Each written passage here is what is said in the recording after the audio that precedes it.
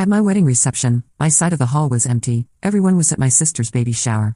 But as the music played, my dad's name kept flashing on my phone, 51 missed calls and one word. I should have known something was wrong when I sent out my wedding invitations 6 months ago and my sister Emma announced her baby shower for the exact same date just 2 weeks later. But I was so caught up in wedding planning bliss, so determined to believe my family would never deliberately sabotage the most important day of my life, that I convinced myself it was just an unfortunate coincidence. How naive I was. My name is Sarah, and this is the story of how my wedding day became the catalyst for the most satisfying revenge I've ever orchestrated. But I'm getting ahead of myself. Let me start from the beginning. Emma has always been the golden child. 3 years younger than me, blonde where I'm brunette, bubbly where I'm reserved, she's always had this magnetic quality that draws people in.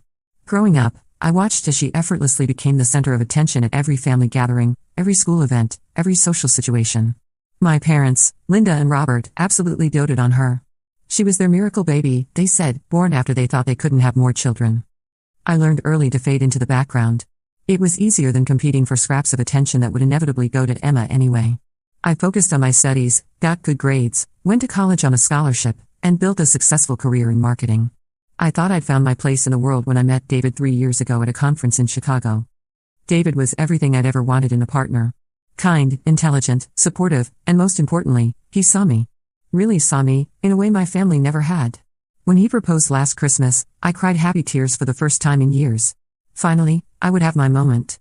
Finally, I would be the star of my own story. We set the date for October 15, 2024. A fall wedding had always been my dream, and we found the perfect venue, a charming historic mansion with golden maples surrounding the property. I spent months planning every detail, from the burgundy and gold color scheme to the 3-course dinner menu. My maid of honor was my best friend Jessica from college, and David's groomsmen were his brother and 2 close friends from work. Everything was perfect. Until Emma's announcement. It was Labor Day weekend when she made her grand reveal at our family barbecue. She was 4 months pregnant with her first child, and she wanted to have her baby shower on October 15th. The same day as my wedding. She claimed she hadn't realized the conflict, that she was so excited about the pregnancy that she'd forgotten to check her calendar. "Oh Sarah, I'm so sorry," she said, her hand dramatically pressed to her forehead. I already sent out the invitations and booked the venue. The community center was only available on that date, and you know how hard it is to get weekend bookings there. I felt my stomach drop, but I forced a smile. "No problem, Em. I'm sure people can make both events work. The wedding ceremony is at 2, so maybe people can come to your shower in the morning and still make it to the wedding." Emma's face fell slightly, as if she hadn't expected me to be so accommodating. "Well, the thing is, I planned it for noon to 4. I thought it would be nice to have a longer celebration, you know? With games and a full lunch." 4 o'clock. My wedding reception started at 4:30. My mother immediately jumped in. "Oh, that's perfect timing. People can go to Emma's shower and then just skip the cocktail hour and join the wedding reception. It all works out." Skip the cocktail hour. The part of the wedding where guests mingle and take photos and celebrate with the bride and groom before dinner. The part I'd been most looking forward to because it's when I'd actually get to talk to people and enjoy their company. But I smiled and nodded because that's what I always did. That's what Sarah did. Sarah didn't make waves. Sarah didn't cause problems. Sarah was understanding and flexible and put everyone else's needs before her own. The next few weeks were a nightmare of logistics. I watched as my guest list dwindled. Aunts and uncles who had already said yes to my wedding started calling to explain that they'd really like to make both events, but Emma's baby shower was such an important milestone and they couldn't miss being there for her first pregnancy. My cousins, including Jennifer who I'd grown up with and considered one of my closest family members, sent regrets with similar explanations. Even some family friends who had known me since childhood chose Emma's shower over my wedding. The worst part was that everyone acted like they were doing me a favor by being honest about their choice. As if I should be grateful that they were letting me know in advance that Emma was more important to them than I was. My parents were the most painful betrayal of all. Mom called me 3 weeks before the wedding to discuss the situation. "Sweetheart, you have to understand, this is Emma's first baby. It's such a special time for her, and she really needs our support. Your father and I have been talking, and we think it would be best if we went to the baby shower. We'll come to the wedding ceremony, of course, but we might need to leave early to help Emma clean up." I sat in my apartment, phone pressed to my ear, and felt something inside me crack. "Mom, it's my wedding day." "I know, honey, and we're so happy for you and David. But Emma is having some anxiety about the pregnancy, and she really needs us there. You're so independent and strong, and we know you'll be fine." "Emma. Well, you know how she is. She needs more support. She needs more support." The golden child, who had never struggled for anything in her life, who had never worked a day through college because mom and dad paid for everything, who had never had to fight for attention or affection or even basic acknowledgement, needed more support than I did on my wedding day. After I hung up, I cried for 2 hours. Then I called Jessica and told her what was happening. She was furious on my behalf in a way that I wasn't even allowed to be for myself. Sarah, this is insane. Your own parents are choosing your sister's baby shower over your wedding? What is wrong with them? Maybe they're right, I said, because a lifetime of conditioning is hard to break. Maybe I'm being selfish. It is Emma's first baby, and I know how much this means to her. Stop it. Jessica's voice was sharp. Just stop. You've spent your entire life making excuses for how they treat you, and I'm sick of watching it. This is your wedding day, Sarah.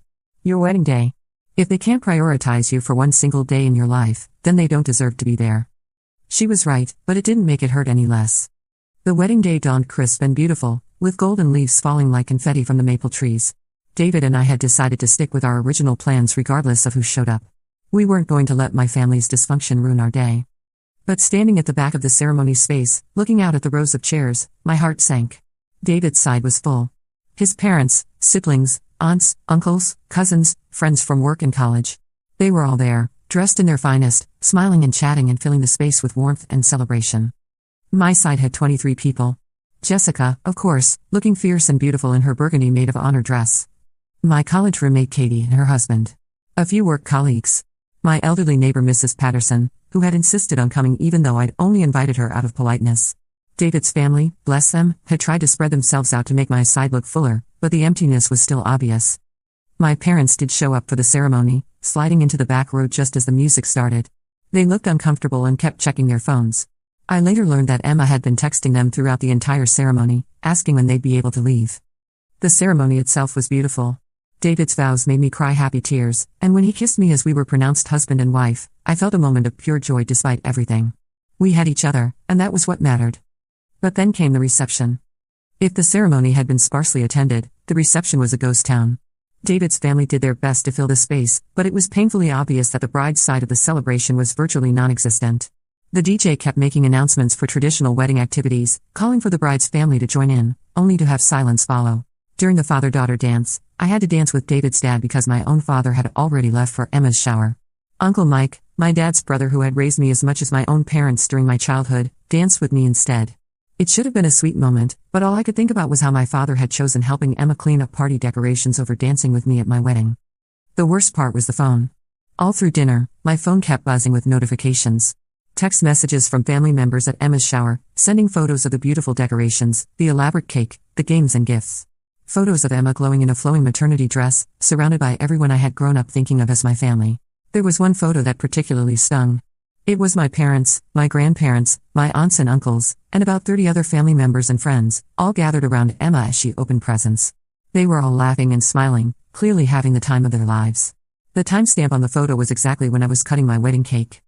But it was around 9 o'clock, during the open dancing portion of the reception, when everything changed. My phone started ringing. Dad's name flashed on the screen, but I was in the middle of dancing with David to our favorite song, so I let it go to voicemail. It rang again immediately. Then again. By the time our song ended, I had 7 missed calls from my father. Then the phone rang again, and this time I saw that my mother was calling too. David noticed my expression and squeezed my hand. "Go ahead and answer it," he said. "It might be important." I stepped outside onto the venue's terrace and called my dad back. He answered on the first ring, and I could immediately tell something was very wrong. His voice was strained and shaky.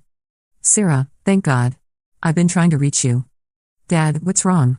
Is everyone okay?" "It's Emma. There's been an accident. She fell down the stairs at the community center. The ambulance is taking her to St. Mary's Hospital right now." My blood ran cold. "Is she okay? Is the baby okay?" "We don't know yet. The paramedics said she's stable, but she hit her head pretty hard and she's having some cramping." "Sarah, I know today is your wedding, but could you come to the hospital? Emma is asking for you." The irony wasn't lost on me. Emma, who had scheduled her baby shower on my wedding day, who had stolen half my guest list and most of my family's attention, was now asking for me in her moment of crisis. "Of course, Dad. David and I will be right there." I hung up and went back inside to find David. The reception was still in full swing, but there were only about 40 people there, and most of them were his family and friends. I quickly explained the situation to him, and without hesitation, he nodded. "Let's go. Jessica can handle things here." We changed out of our wedding attire into regular clothes and drove to the hospital. The entire way there, my phone kept ringing with updates from various family members. Emma was conscious but scared. The doctors were running tests. Everyone was gathering in the waiting room. When we arrived at St. Mary's around 10:30 p.m., the waiting area was packed with familiar faces. All the people who had chosen Emma's baby shower over my wedding were now clustered together, looking worried and exhausted. They had all clearly come straight from the shower, still dressed in their party clothes, some of the women still wearing their corsages from Emma's event. The looks I got when David and I walked in were a mixture of surprise and what I can only describe as shame. My Aunt Carol actually had the nerve to look relieved to see me, as if my presence somehow absolved her of her earlier choice. "Oh, Sarah, thank goodness you're here. Emma has been asking for you."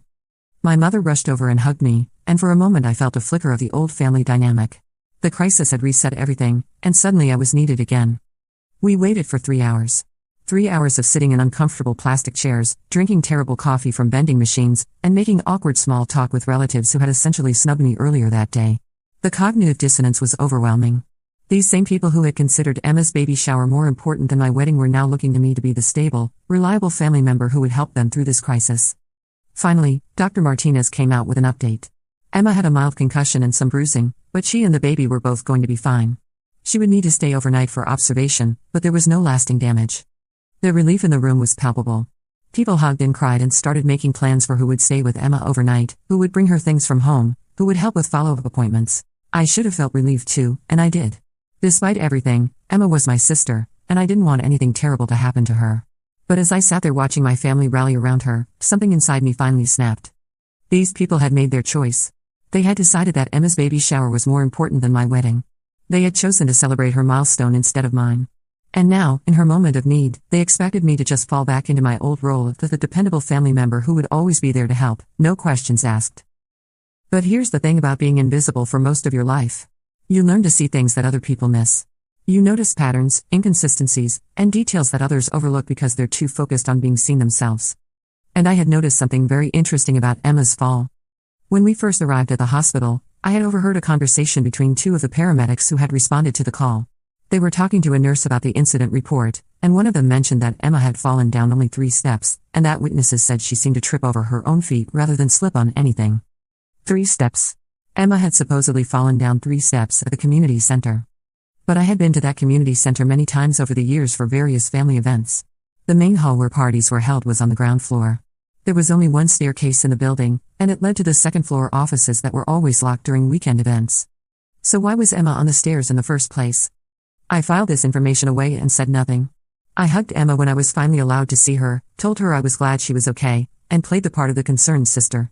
But my mind was working, processing, planning. David and I finally left the hospital around 1 in the morning. Our wedding reception had ended hours ago, and we had missed our own party to be there for my family. Again, I had put their needs before my own special day. During the drive home, David was quiet for a long time before finally speaking. "Sarah, I need to tell you something, and I don't want you to get mad at me." "What is it?" "While we were at the hospital, Jessica called me. She said that after we left the reception, she overheard some of your family members talking. Apparently, Emma was texting people during her baby shower, complaining that not enough people had come. She was upset that so many people had chosen your wedding over her shower." I felt a chill run down my spine. What else did Jessica hear? She said Emma was talking about how she wished something would happen to get more attention back on her. Jessica didn't think much of it at the time, but after the accident. He trailed off, but I knew what he was thinking. The same thing I was thinking. "David, I need to ask you something, and I need you to be completely honest with me. Do you think I'm a terrible person for suspecting that Emma might have staged her fall?" He was quiet for a moment, considering his words carefully. "I think Emma has always been the center of attention in your family, and I think she didn't handle it well when that attention was divided today. Do I think she deliberately hurt herself? I don't know. But do I think it's suspicious that she happened to have an accident at the exact moment when your wedding reception was happening and she wasn't getting the attention she expected? Yeah, I do."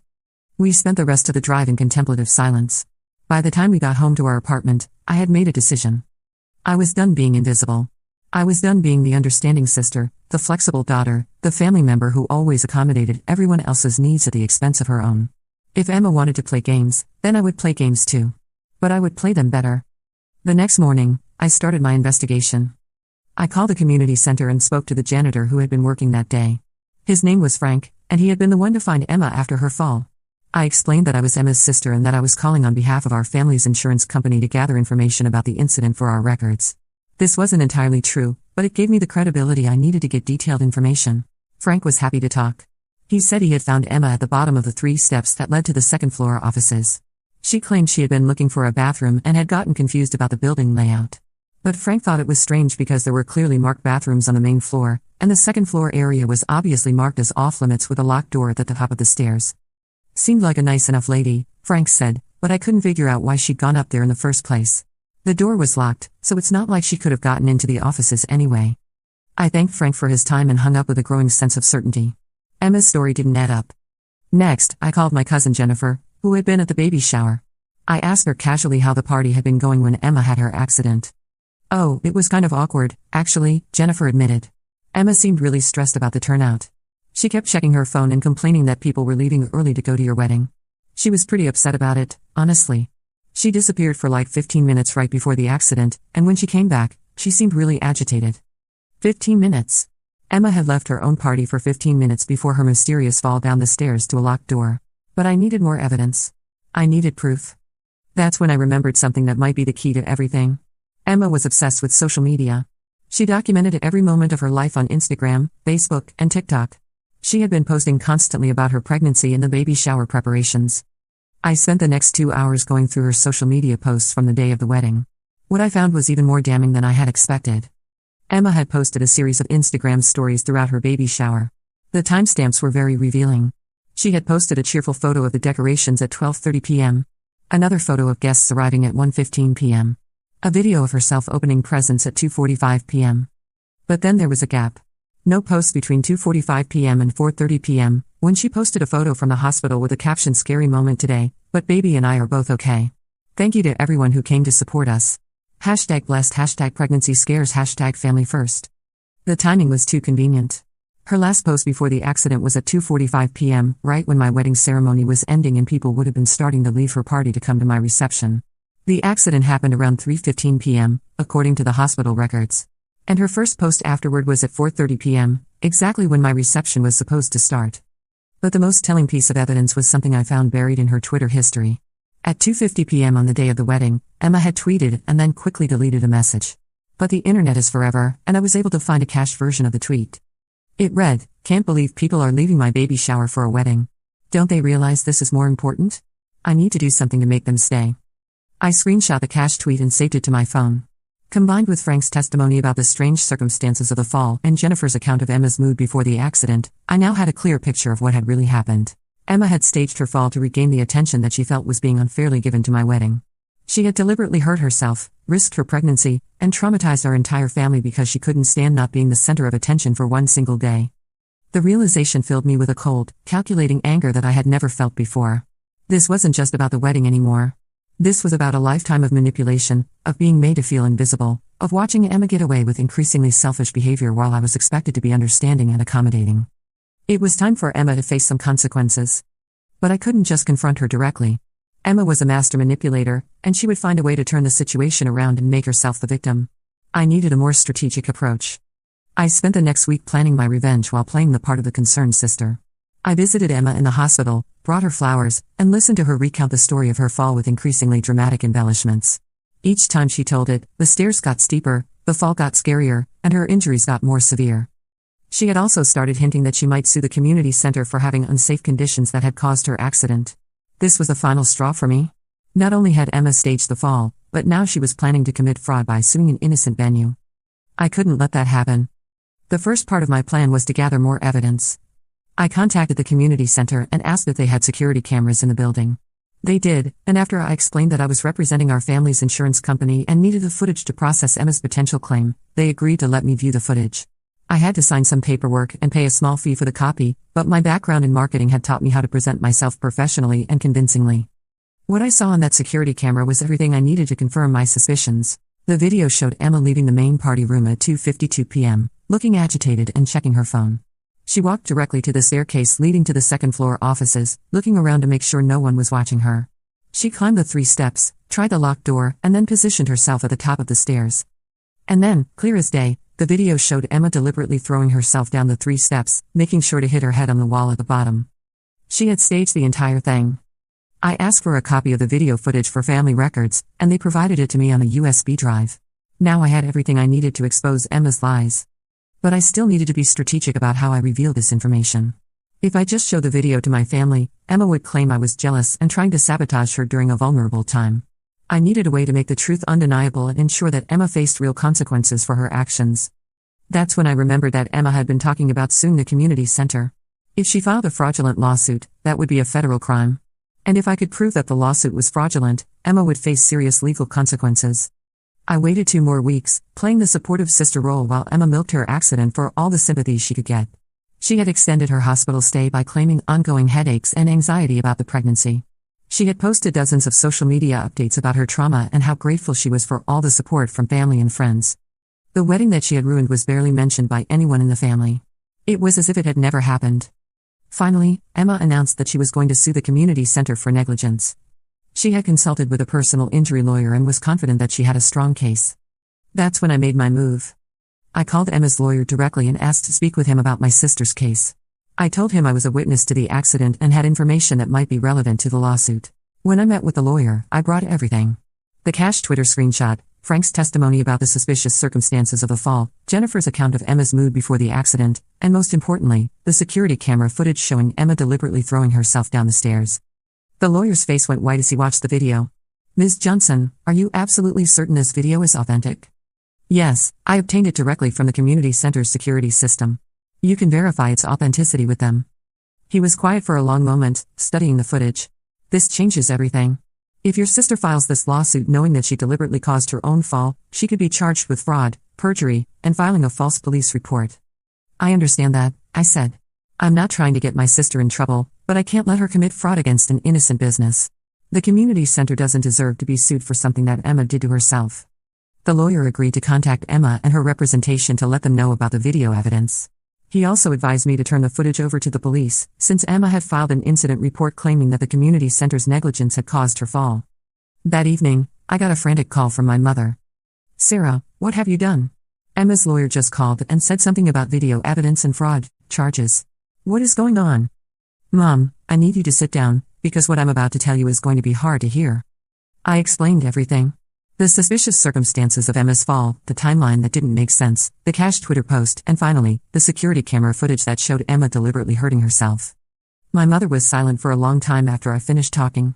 Finally, she spoke in a voice that was barely above a whisper. "Are you telling me that Emma staged her accident to get attention away from your wedding?" "Yes, Mom.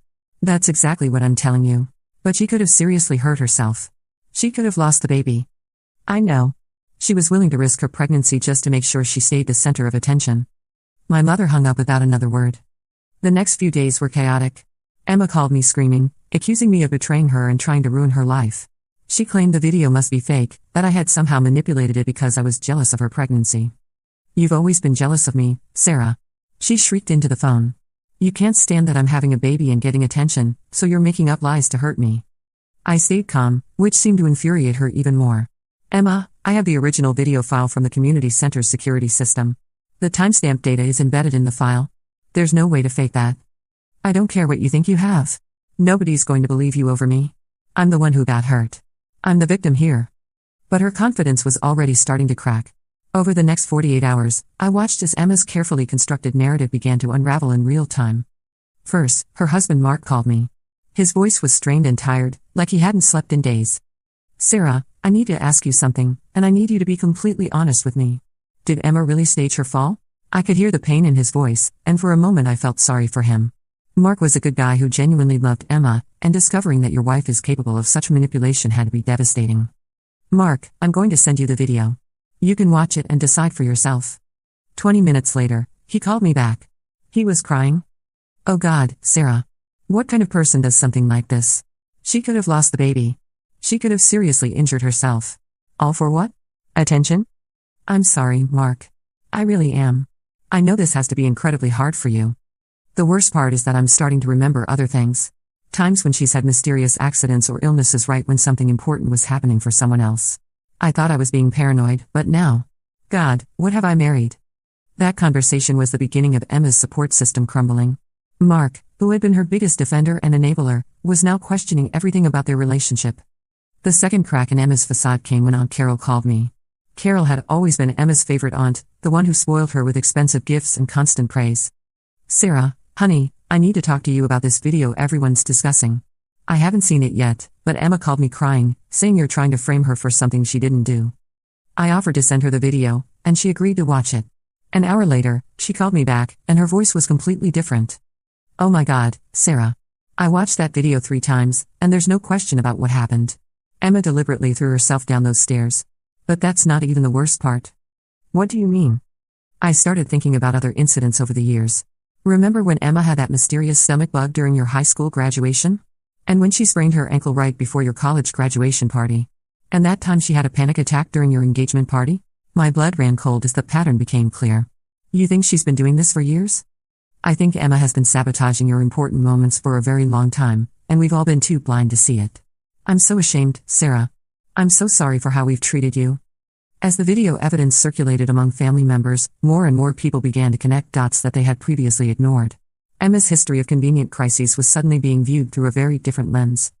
The third and most significant crack came from an unexpected source, Emma's own social media history.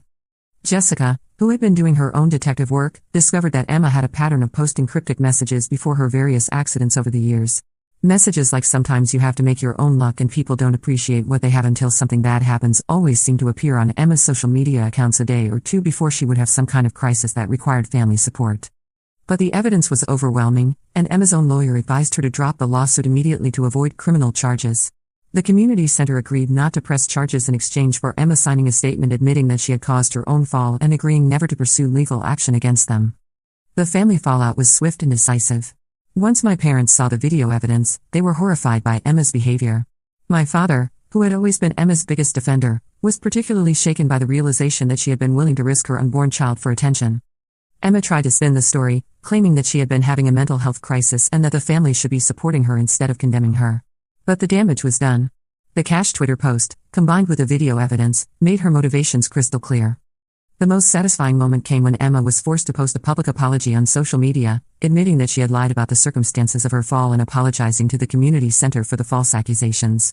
She also had to personally apologize to each family member who had rushed to the hospital to support her after her staged accident. But the real justice came in the form of natural consequences. Emma's reputation in our family and social circle was permanently damaged. People who had trusted her began to question other stories she had told over the years. Her husband Mark, who had been in the dark about the staged fall, was devastated by the revelation and insisted they go to marriage counseling. Most importantly, my parents finally began to see the pattern of behavior they had been enabling for years. They realized that by always prioritizing Emma's needs and emotions over everyone else's, they had created a person who was willing to hurt herself and others to maintain her status as the family's main character. My mother called me a few weeks after everything came to light and tearfully apologized for missing my wedding reception. "I'm so sorry, Sarah. I can't believe we let Emma manipulate us into abandoning you on your wedding day. You deserved so much better from us." It was an apology I had been waiting for my entire life. David and I decided to have a small ceremony renewal on our 6-month anniversary, surrounded only by people who truly supported us. This time, my parents were there for the entire celebration, and they gave a toast about how proud they were of the woman I had become and how sorry they were for not seeing my strength sooner. Emma was not invited. As for Emma herself, she gave birth to a healthy baby boy 3 months after the incident. She named him Tyler, and despite everything that had happened, I was genuinely happy for her new role as a mother. I hoped that having a child would help her develop some empathy and perspective. But I also maintained strict boundaries. I made it clear that while I was willing to have a relationship with her, it would be on my terms. No more dropping everything to accommodate her crises. No more accepting her manipulation as normal family dynamics. No more making myself invisible so she could shine brighter. The most unexpected outcome of this entire situation was how it changed my relationship with the rest of my family. By standing up for myself and exposing Emma's lies, I had shown them that I was not the pushover they had always taken me to be. I was capable of strategic thinking, careful planning, and decisive action when the situation called for it. They began to see me as a person with my own needs and boundaries, rather than just a supporting character in Emma's story. And for the first time in my life, I felt like I truly belonged in my own family. Looking back on that wedding day, I can honestly say that Emma's scheming backfired spectacularly. She had wanted to steal attention away from my wedding, and she succeeded. But in doing so, she also exposed her true character to everyone who mattered, destroyed her credibility, and ultimately lost the unconditional family support she had always taken for granted. Meanwhile, I gained something much more valuable than a perfect wedding day. I gained the respect of my family, the satisfaction of standing up for myself, and the knowledge that I was capable of strategic revenge when push came to shove. Sometimes the best revenge is simply letting someone's own behavior speak for itself. Emma had revealed who she really was, and no amount of manipulation or victim playing could undo that revelation. The phone calls on my wedding day had ultimately led to the most satisfying payback of my life.